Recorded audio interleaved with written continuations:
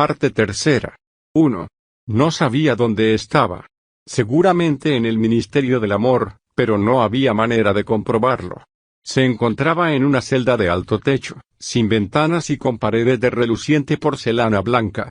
Lámparas ocultas inundaban el recinto de fría luz y había un sonido bajo y constante, un zumbido que Winston suponía relacionado con la ventilación mecánica. Un banco, o mejor dicho, una especie de estante a lo largo de la pared, le daba la vuelta a la celda, interrumpido solo por la puerta y, en el extremo opuesto, por un retrete sin asiento de madera. Había 4 telepantallas, una en cada pared. Winston sentía un sordo dolor en el vientre. Le venía doliendo desde que lo encerraron en el camión para llevarlo allí. Pero también tenía hambre, un hambre roedora, anormal. Aunque estaba justificada, porque por lo menos hacía 24 horas que no había comido, quizá 36. No sabía, quizá nunca lo sabría, si lo habían detenido de día o de noche. Desde que lo detuvieron no le habían dado nada de comer. Se estuvo lo más quieto que pudo en el estrecho banco, con las manos cruzadas sobre las rodillas. Había aprendido ya a estarse quieto. Si se hacían movimientos inesperados, le chillaban a uno desde la telepantalla, pero la necesidad de comer algo le atenazaba de un modo espantoso. Lo que más le apetecía era un pedazo de pan. Tenía una vaga idea de que en el bolsillo de su mono tenía unas cuantas migas de pan. Incluso era posible, lo pensó porque de cuando en cuando algo le hacía cosquillas en la pierna que tuviera allí guardado un buen mendrugo. Finalmente, pudo más la tentación que el miedo. Se metió una mano en el bolsillo. Smith, gritó una voz desde la telepantalla. 6079. Smith W. En las celdas, las manos fuera de los bolsillos. Volvió a inmovilizarse y a cruzar las manos sobre las rodillas. Antes de llevarlo allí lo habían dejado algunas horas en otro sitio que debía de ser una cárcel corriente o un calabozo temporal usado por las patrullas. No sabía exactamente cuánto tiempo le habían tenido allí, desde luego varias horas, pero no había relojes ni luz natural y resultaba casi imposible calcular el tiempo. Era un sitio ruidoso y maloliente. Lo habían dejado en una celda parecida a esta en que ahora se hallaba, pero horriblemente sucia y continuamente llena de gente. Por lo menos había a la vez 10 o 15 personas, la mayoría de las cuales eran criminales comunes, pero también se hallaban entre ellos unos cuantos prisioneros políticos. Winston se había sentado silencioso, apoyado contra la pared, encajado entre unos cuerpos sucios y demasiado preocupado por el miedo, y por el dolor que sentía en el vientre para interesarse por lo que le rodeaba. Sin embargo, notó la asombrosa diferencia de conducta entre los prisioneros del partido y los otros. Los prisioneros del partido estaban siempre callados y llenos de terror, pero los criminales corrientes parecían no temer a nadie.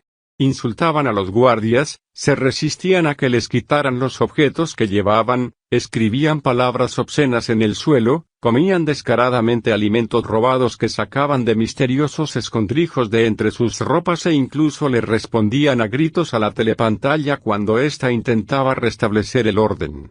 Por otra parte, algunos de ellos parecían hallarse en buenas relaciones con los guardias, los llamaban con apodos y trataban de sacarles cigarrillos. También los guardias trataban a los criminales ordinarios con cierta tolerancia, aunque, naturalmente, tenían que manejarlos con rudeza.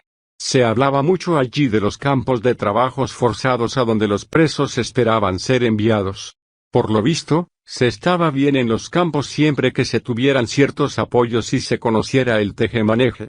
Había allí soborno, favoritismo e inmoralidades de toda clase, abundaba la homosexualidad y la prostitución e incluso se fabricaba clandestinamente alcohol destilándolo de las patatas.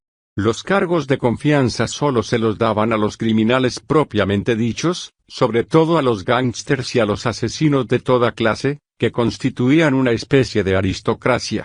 En los campos de trabajos forzados, todas las tareas sucias civiles eran realizadas por los presos políticos. En aquella celda había presenciado Winston un constante entrar y salir de presos de la más variada condición, traficantes de drogas, ladrones, bandidos, gente del mercado negro, borrachos y prostitutas.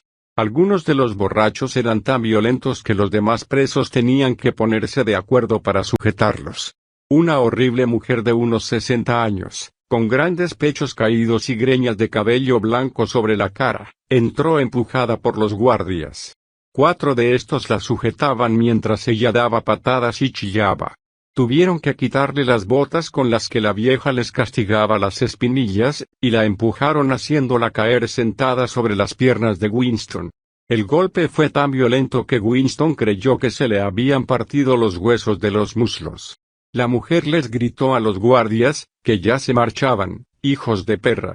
Luego, notando que estaba sentada en las piernas de Winston, se dejó resbalar hasta la madera. «Perdona, querido», le dijo. «No me hubiera sentado encima de ti, pero esos matones me empujaron. No saben tratar a una dama». Se calló unos momentos y, después de darse unos golpecitos en el pecho, eructó ruidosamente. «Perdona, chico», dijo. «Yo ya no soy yo». Se inclinó hacia adelante y vomitó copiosamente sobre el suelo. «Esto va mejor», dijo, volviendo a apoyar la espalda en la pared y cerrando los ojos. «Es lo que yo digo, lo mejor es echarlo fuera mientras esté reciente en el estómago». Reanimada, volvió a fijarse en Winston y pareció tomarle un súbito cariño. Le pasó uno de sus flácidos brazos por los hombros y lo atrajo hacia ella, echándole encima un pestilente vaho a cerveza y porquería. «¿Cómo te llamas, cariño?», le dijo. «Smith». «¿Smith?», repitió la mujer. «Tiene gracia. Yo también me llamo Smith. Es que», añadió sentimentalmente, «yo podía ser tu madre». En efecto, podía ser mi madre, pensó Winston. Tenía aproximadamente la misma edad y el mismo aspecto físico, y era probable que la gente cambiara algo después de pasar 20 años en un campo de trabajos forzados. Nadie más le había hablado. Era sorprendente hasta qué punto despreciaban los criminales ordinarios a los presos del partido. Los llamaban, despectivamente, los Polits, y no sentían ningún interés por lo que hubieran hecho o dejado de hacer. Los presos del partido parecían tener un miedo atroz a hablar con nadie y, sobre todo, a hablar unos con otros. Solo una vez, cuando 2 miembros del partido, ambos mujeres, fueron sentadas juntas en el banco, oyó Winston entre la algarabía de voces, unas cuantas palabras murmuradas precipitadamente y, sobre todo, la referencia a algo que llamaban la habitación 101. No sabía a qué se podían referir. Quizá llevara 2 o 3 horas en este nuevo sitio. El dolor de vientre no se le pasaba, pero se le aliviaba algo a ratos, y entonces sus pensamientos eran un poco menos tétricos. En cambio, cuando aumentaba el dolor, solo pensaba en el dolor mismo y en su hambre. Al aliviarse, se apoderaba el pánico de él. Había momentos en que se figuraba de modo tan gráfico las cosas que iban a hacerle que el corazón le galopaba y se le cortaba la respiración. Sentía los porrazos que iban a darle en los codos, y las patadas que le darían las pesadas botas claveteadas de hierro. Se veía a sí mismo retorciéndose en el suelo, pidiendo a gritos misericordia por entre los dientes partidos. Apenas recordaba a Julia. No podía concentrar en ella su mente. La amaba y no la traicionaría, pero eso era solo un hecho, conocido por él como conocía las reglas de aritmética. No sentía amor por ella y ni siquiera se preocupaba por lo que pudiera estarle sucediendo a Julia en ese momento. En cambio pensaba con más frecuencia en O'Brien con cierta esperanza. O'Brien tenía que saber que lo habían detenido. Había dicho que la hermandad nunca intentaba salvar a sus miembros. Pero la cuchilla de afeitar se la proporcionarían si podían. Quizá pasaran 5 segundos antes de que los guardias pudieran entrar en la celda. La hoja penetraría en su carne con quemadora frialdad e incluso los dedos que la sostuvieran quedarían cortados hasta el hueso. Todo esto se le representaba a él, que en aquellos momentos se encogía ante el más pequeño dolor. No estaba seguro de utilizar la hoja de afeitar incluso si se la llegaban a dar. Lo más natural era seguir existiendo momentáneamente, aceptando otros 10 minutos de vida aunque al final de aquellos largos minutos no hubiera más que una tortura insoportable. A veces procuraba calcular el número de mosaicos de porcelana que cubrían las paredes de la celda. No debía de ser difícil, pero siempre perdía la cuenta. Se preguntaba a cada momento dónde estaría y qué hora sería. Llegó a estar seguro de que afuera hacía sol, y poco después estaba igualmente convencido de que era noche cerrada. Sabía instintivamente que en aquel lugar nunca se apagaban las luces. Era el sitio donde no había oscuridad, y ahora sabía por qué O'Brien había reconocido la alusión. En el Ministerio del Amor no había ventanas. Su celda podía hallarse en el centro del edificio contra la pared trasera, podía estar 10 pisos bajo tierra o 30 sobre el nivel del suelo. Winston se fue trasladando mentalmente de sitio y trataba de comprender, por la sensación vaga de su cuerpo, si estaba colgado a gran altura o enterrado a gran profundidad. Afuera se oía ruido de pesados pasos. La puerta de acero se abrió con estrépito. Entró un joven oficial, con impecable uniforme negro, una figura que parecía brillar por todas partes con reluciente cuero, y cuyo pálido y severo rostro era como una máscara de cera. Avanzó unos pasos dentro de la celda, y volvió a salir para ordenar a los guardias que esperaban afuera que hiciesen entrar al preso que traían. El poeta Amplefort entró dando tumbos en la celda. La puerta volvió a cerrarse de golpe. Amplefort hizo 2 o 3 movimientos inseguros como buscando una salida, y luego empezó a pasear arriba y abajo por la celda. Todavía no se había dado cuenta de la presencia de Winston. Sus turbados ojos miraban la pared 1 metro por encima del nivel de la cabeza de Winston. No llevaba zapatos, por los agujeros de los calcetines le salían los dedos gordos. Llevaba varios días sin afeitarse y la incipiente barba le daba un aire rufianesco que no le iba bien a su aspecto larguirucho y débil ni a sus movimientos nerviosos. Winston salió un poco de su letargo. Tenía que hablarle a Amplefort aunque se expusiera al chillido de la telepantalla. Probablemente, Amplefort era el que le traía la hoja de afeitar. Amplefort. La telepantalla no dijo nada. Amplefort se detuvo, sobresaltado. Su mirada se concentró unos momentos sobre Winston. Ah, Smith, dijo. También tú. ¿De qué te acusan? Para decirte la verdad, sentóse embarazosamente en el banco de enfrente a Winston. Solo hay un delito, ¿verdad? ¿Y tú lo has cometido? Por lo visto. Se llevó una mano a la frente, y luego las dos apretándose las sienes en un esfuerzo por recordar algo. Estas cosas suelen ocurrir, empezó vagamente. A fuerza de pensar en ello, se me ha ocurrido que pudiera ser. Fue desde luego una indiscreción, lo reconozco. Estábamos preparando una edición definitiva de los poemas de Kipling. Dejé la palabra Dios al final de un verso. No pude evitarlo, añadió casi con indignación, levantando la cara para mirar a Winston. Era imposible cambiar ese verso. God, Dios, tenía que rimar con God. ¿Te das cuenta de que solo hay 12 rimas para todo en nuestro idioma? Durante muchos días me he estado arañando el cerebro. Inútil, no había ninguna otra rima posible. Cambió la expresión de su cara.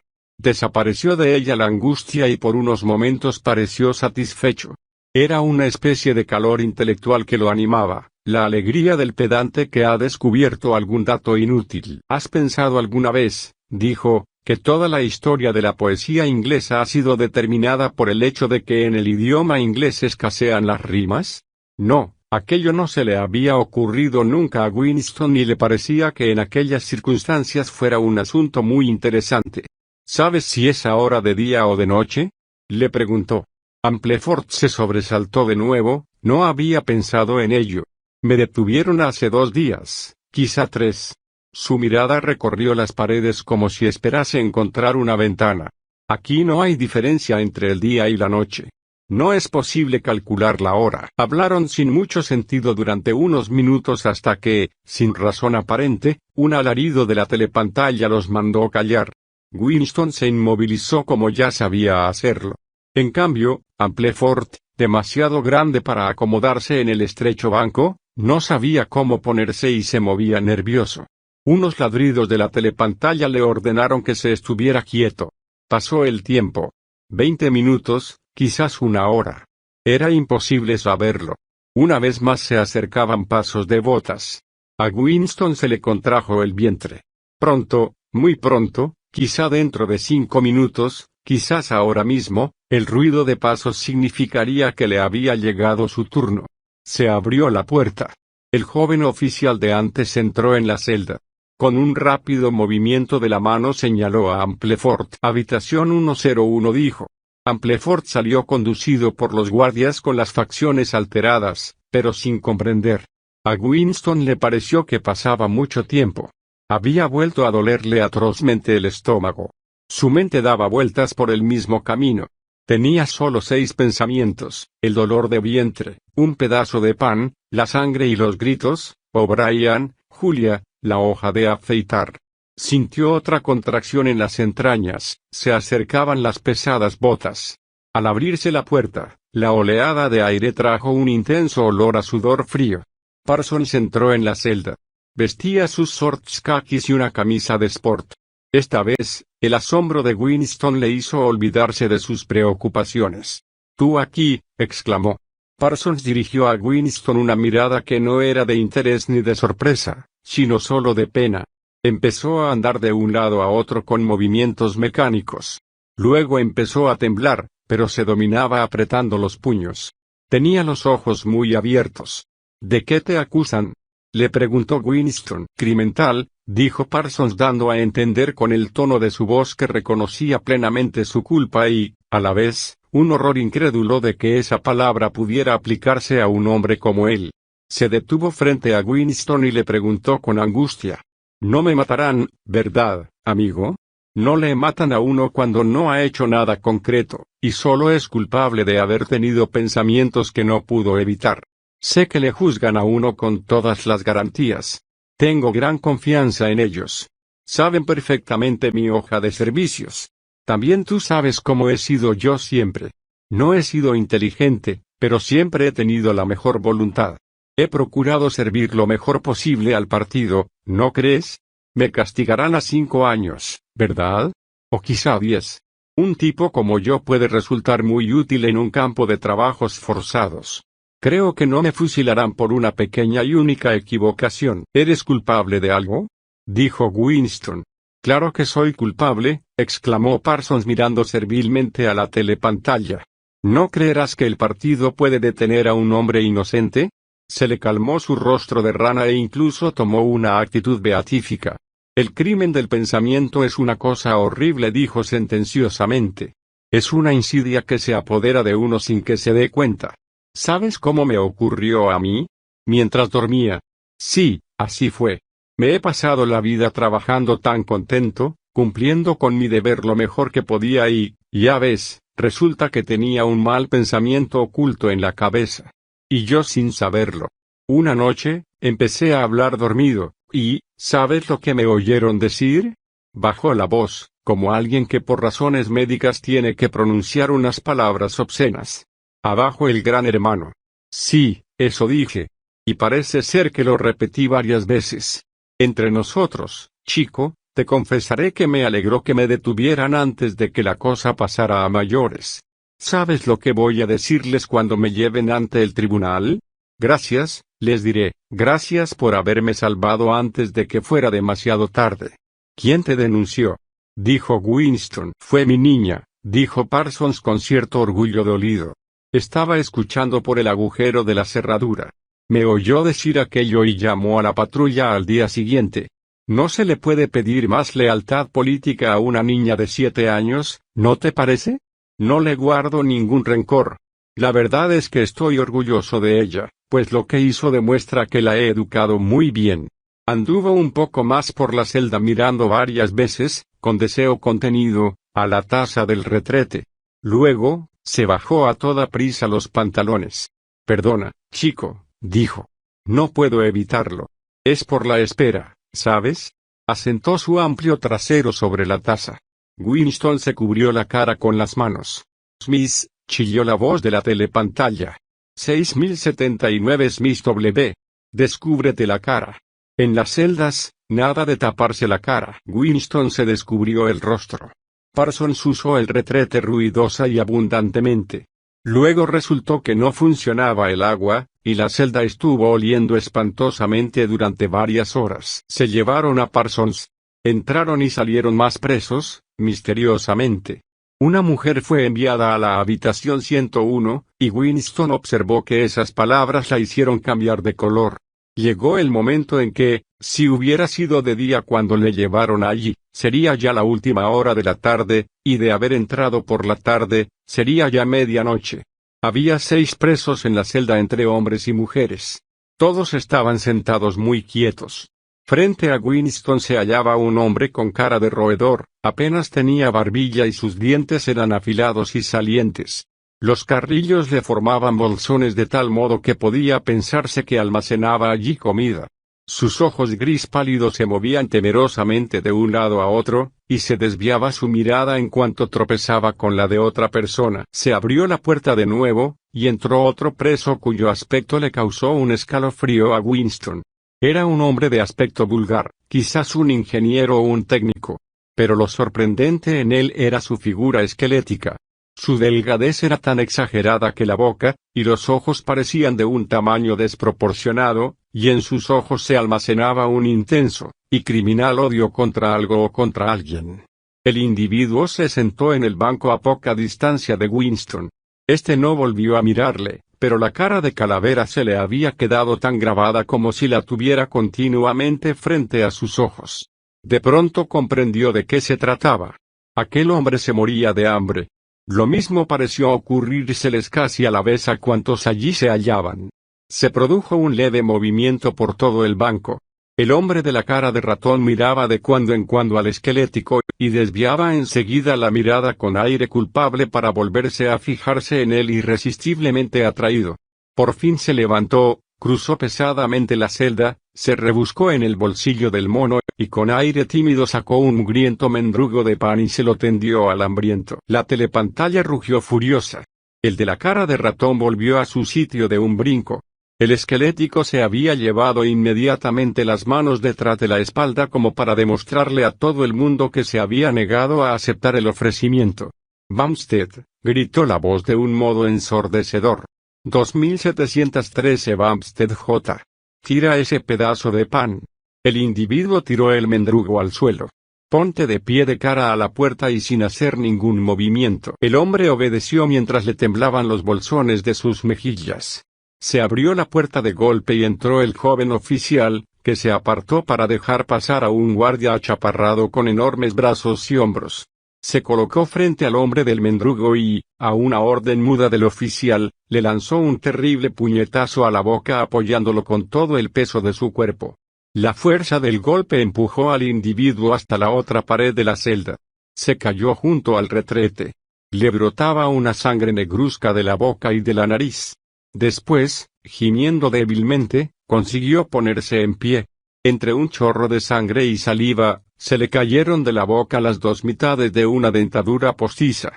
Los presos estaban muy quietos, todos ellos con las manos cruzadas sobre las rodillas. El hombre ratonil volvió a su sitio. Se le oscurecía la carne en uno de los lados de la cara. Se le hinchó la boca hasta formar una masa informe con un agujero negro en medio. Sus ojos grises seguían moviéndose, sintiéndose más culpable que nunca y como tratando de averiguar cuánto lo despreciaban los otros por aquella humillación. Se abrió la puerta.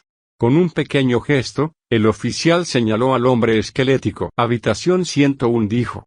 Winston oyó a su lado una ahogada exclamación de pánico. El hombre se dejó caer al suelo de rodillas y rogaba con las manos juntas. «Camarada. Oficial. No tienes que llevarme a ese sitio, ¿no te lo he dicho ya todo? ¿Qué más quieres saber? Todo lo confesaría, todo. Dime de qué se trata y lo confesaré. Escribe lo que quieras y lo firmaré. Pero no me lleves a la habitación 101. Habitación 101, dijo el oficial. La cara del hombre, ya palidísima, se volvió de un color increíble. Era, no había lugar a dudas, de un tono verde. «Haz algo por mí», chilló. «Me has estado matando de hambre durante varias semanas. Acaba conmigo de una vez. Dispara contra mí. Ahórcame. Condéname a 25 años. ¿Queréis que denuncie a alguien más? Decidme de quién se trata y yo diré todo lo que os convenga. No me importa quién sea ni lo que vayáis a hacerle. Tengo mujer y 3 hijos. El mayor de ellos no tiene todavía 6 años. Podéis coger a los 4 y cortarles el cuerpo delante de mí y yo lo contemplaré sin rechistar. Pero no me llevéis a la habitación 101. Habitación 101, dijo el oficial. El hombre del rostro de calavera miró frenéticamente a los demás presos como si esperara encontrar alguno que pudiera poner en su lugar. Sus ojos se detuvieron en la aporreada cara del que le había ofrecido el mendrugo. Lo señaló con su mano huesuda y temblorosa. A ese es al que debíais llevar, no a mí, gritó. ¿No habéis oído lo que dijo cuando le pegaron? Os lo contaré si queréis oírme. Él sí que está contra el partido y no yo. Los guardias avanzaron 2 pasos. La voz del hombre se elevó histéricamente. ¿No lo habéis oído?, repitió. La telepantalla no funcionaba bien. Ese es al que debéis llevaros. Sí, él, yo no. Los 2 guardias lo sujetaron por el brazo, pero en ese momento el preso se tiró al suelo, y se agarró a una de las patas de hierro que sujetaban el banco. Lanzaba un aullido que parecía de algún animal. Los guardias tiraban de él, pero se aferraba con asombrosa fuerza. Estuvieron forcejeando así quizá unos 20 segundos. Los presos seguían inmóviles con las manos cruzadas sobre las rodillas mirando fijamente frente a ellos. El aullido se cortó, el hombre solo tenía ya alientos para sujetarse. Entonces se oyó un grito diferente. Un guardia le había roto de una patada los dedos de una mano. Lo pusieron de pie alzándolo como un pelele. Habitación 101, dijo el oficial. Y se lo llevaron al hombre, que apenas podía apoyarse en el suelo, y que se sujetaba con la otra la mano partida.